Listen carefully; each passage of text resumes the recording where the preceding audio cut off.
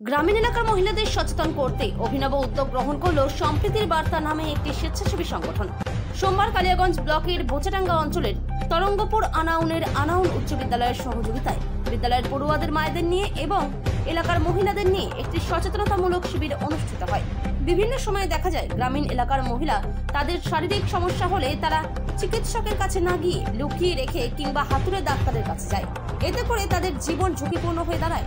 সেই কারণে এই সচেতনতামূলক শিবির অনুষ্ঠিত হয় বিদ্যালয়ের সহযোগিতায়। এদিনের সচেতনতা শিবিরে উপস্থিত ছিলেন বিদ্যালয়ের প্রধান শিক্ষক প্রবীর কুমার সাহা, সম্প্রীতির বার্তার অন্যতম সদস্য দীপা সরকার সহ বিশিষ্টজনেরা। আপনার নাম ও পরিচয়টা দিতে। আমার নাম দীপা সরকার।